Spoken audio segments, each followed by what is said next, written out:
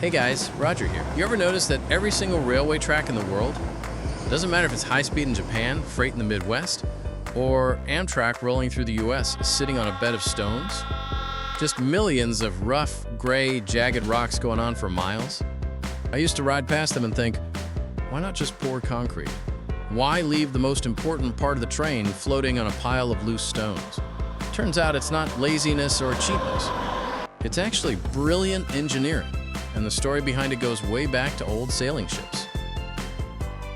Today I want to show you why those stones are there, what they really do, and why they've been quietly keeping trains safe for almost 200 years. Stick around. There's a cool history twist at the end. Let's get into it. Okay, first thing. Trains are insanely heavy. We're talking thousands of tons of steel, cargo, people, all concentrated on those two thin rails. If you put that much weight directly on dirt or soft ground, it's going to sink, buckle, and eventually derail. Bad day for everybody. So the stones, officially called track ballast, act like a giant shock absorber and a pressure spreader. The rails sit on wooden or concrete ties, sleepers, and the ties sit on this thick layer of rocks. When the train rolls over, the weight gets distributed across thousands of stones instead of punching straight down into the soil. It's like laying plywood over mud so you don't sink. Same idea, just way tougher. Here's the part that blew my mind when I first learned it. The tracks aren't actually bolted or glued to the ground. They're basically floating on the stones. The whole system stays in place because of friction and sheer weight. And that's why the stones have to be sharp and jagged, usually crushed granite or quartzite. If they were smooth river rocks, they'd just roll around like marbles under vibration, and the track would shift sideways. But these angular, pointy ones lock together like Lego bricks. The sharp edges bite into each other, creating a solid, flexible mass that can still move a tiny bit when the train passes, absorbing shock instead of cracking. Seriously, next time you're at a crossing, take a second to look down. Those stones are working hard. They're not decoration. Another huge job these stones do: fight water and weeds.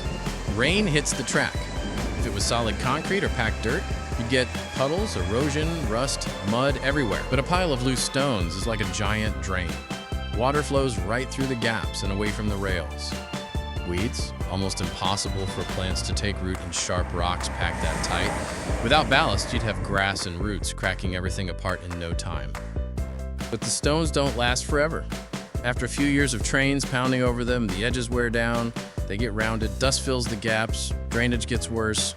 That's when you see those giant yellow ballast cleaning machines. They lift the track, scoop up the stones, shake out the dirt, and drop clean, sharp rocks back down. It's like giving the railway a full spa day. One last cool thing before we wrap up. The word ballast actually comes from ships.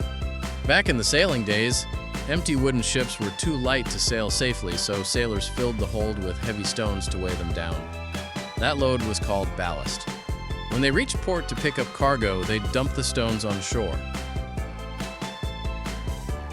Early railway builders saw those piles and thought, free heavy rocks?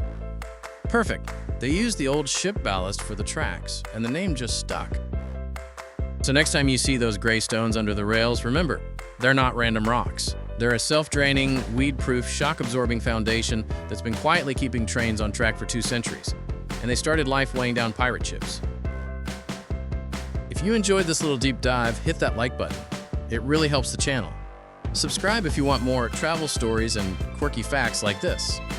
Thanks for watching, and I'll see you on the next one. Safe travels!